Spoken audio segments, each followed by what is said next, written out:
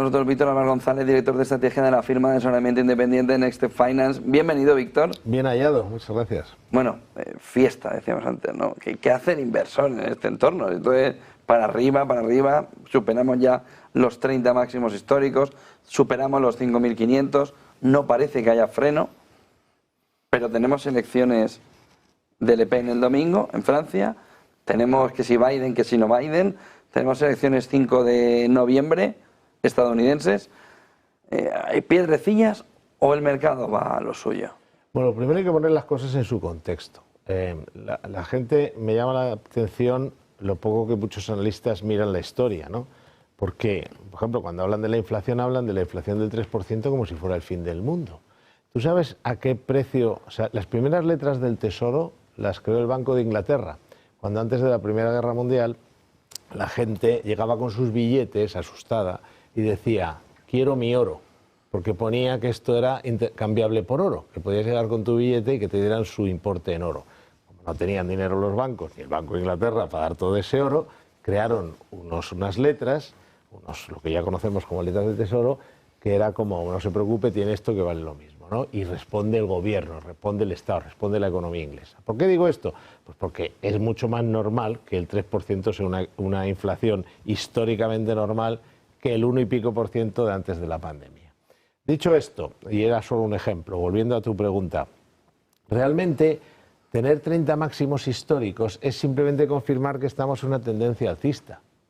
Es decir, en el año 95, que tiene muchos parecidos con el actual, resulta que fueron 77 máximos históricos. Es decir, y es el único momento en el que no hubo landing, sino que se recuperó la economía. Hubo un soft landing, eso es uno de los parecidos. Hubo un soft landing, pero eso soft, no fue fue muy parecido. Hubo un soft landing, bajaron un poco los tipos, no demasiado, también venían de más arriba, una bajada de como 1,5 puntos, pero venían de como el 6%. Y además, muy importante, igual que ahora estamos en plena revolución digital y estamos viendo cómo ya intuimos cómo va a llegar la revolución digital, perdón, no la revolución digital, la inteligencia artificial, que es parte de la revolución digital.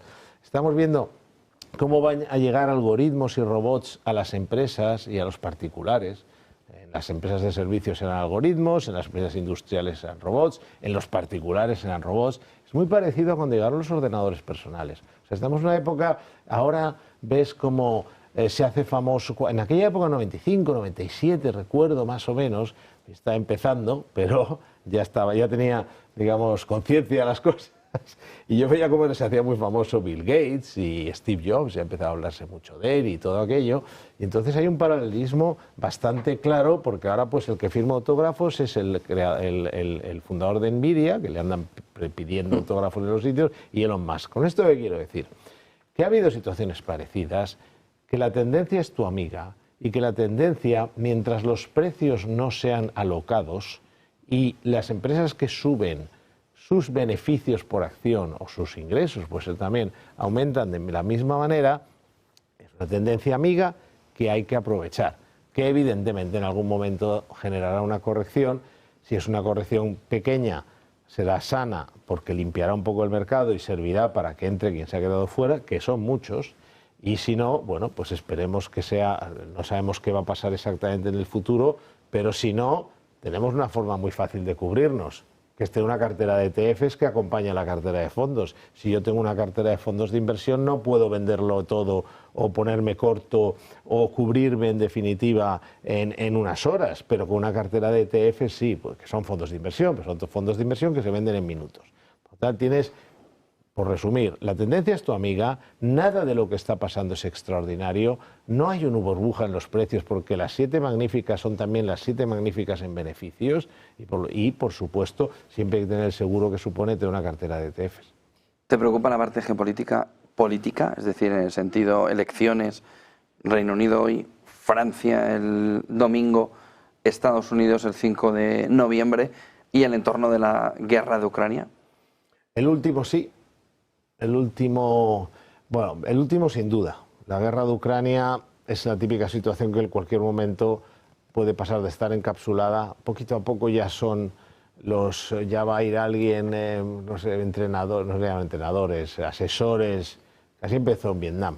La crecida en Vietnam por parte del ejército americano se inició con la llegada primero de asesores, consejeros, entrenadores o como se llame, ¿no?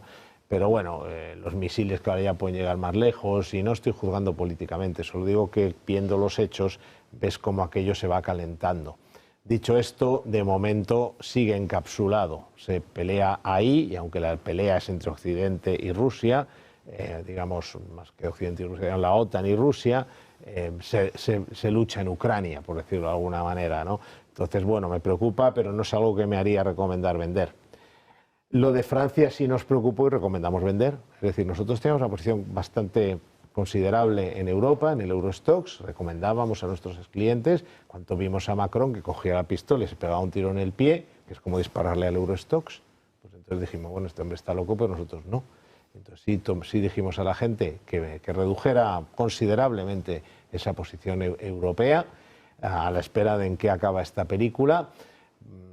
Y luego hablamos de cómo puede acabar, porque son muchos escenarios y no quiero tampoco aburriros, pero sí, tanto nos preocupaba que según ocurrió dijimos, vamos a esperar a que se arreglen, como cuando hay una pelea en un bar, yo me voy a otro y que estos se peleen y ya veremos si están locos ahí a ellos, ¿no? Pero eso era cuando Macron tomó la decisión. Ahora, ¿qué crees que va a pasar? Porque el mercado se ha calmado y sin embargo no parece que haya una opción razonable encima de la mesa. Hombre, hay que no pueda llegar Le Pen, pero que lo otro que tengas tampoco sea para echar cohetes.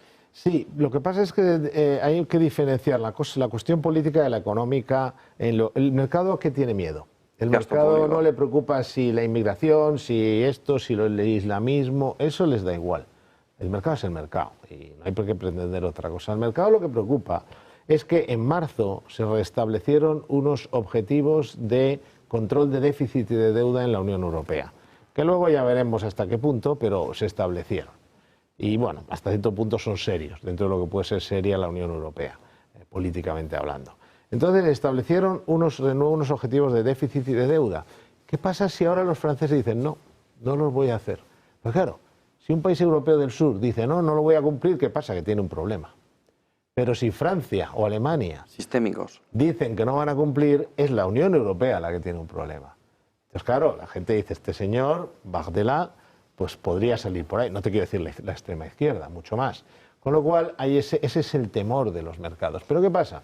Que si él no tiene mayoría absoluta, tiene que contar, por ejemplo, con los votos de lo que queda del equivalente al PP español en Francia, los republicanos.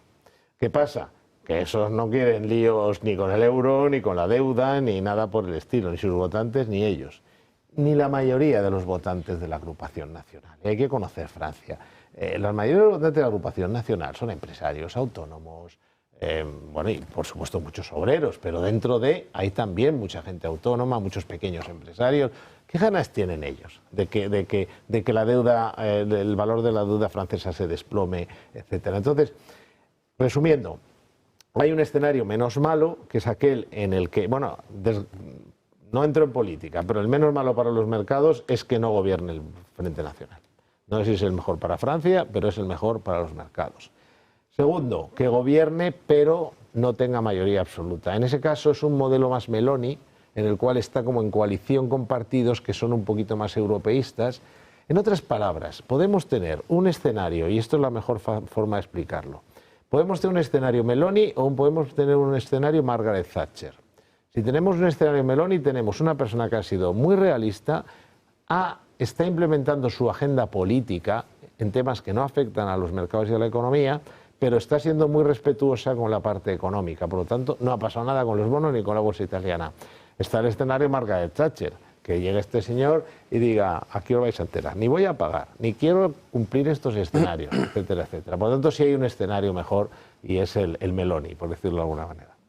La semana pasada, el otro día, te pedía que pusieras algún ejemplo de por qué un asesor financiero independiente es más rentable que no tener, o que uno que no lo es.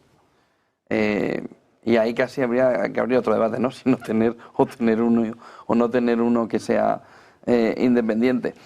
Pero entrando en la rentabilidad, ¿no?, de un asesor financiero independiente, me pusiste el ejemplo referido a la renta variable.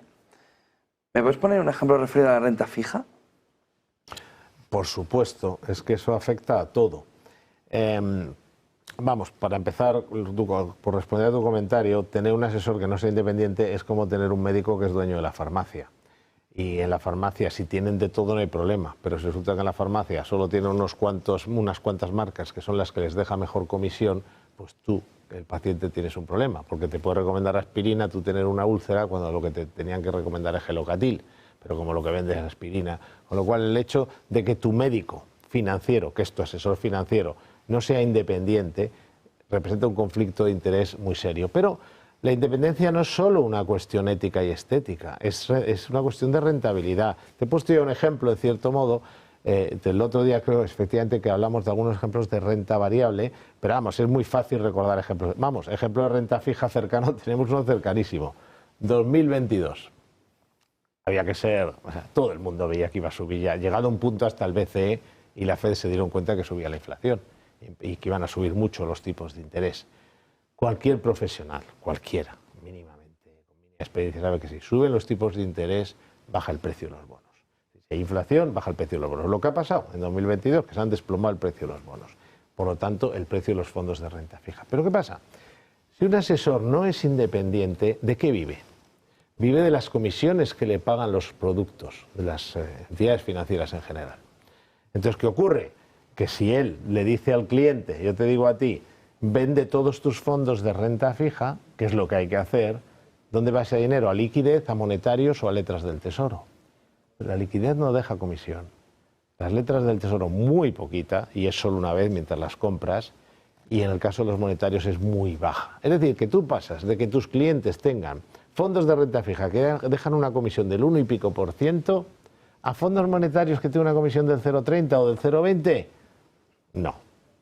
no, porque si no, resulta que la cuenta de resultados recibe un palo impresionante. ¿Qué pasó? Que mucha gente se comió caídas del 10, 12, 15% en fondos de renta fija, que es inadmisible. Por lo tanto, no hablo ya en este caso solo de rentabilidad, sino de no perder dinero.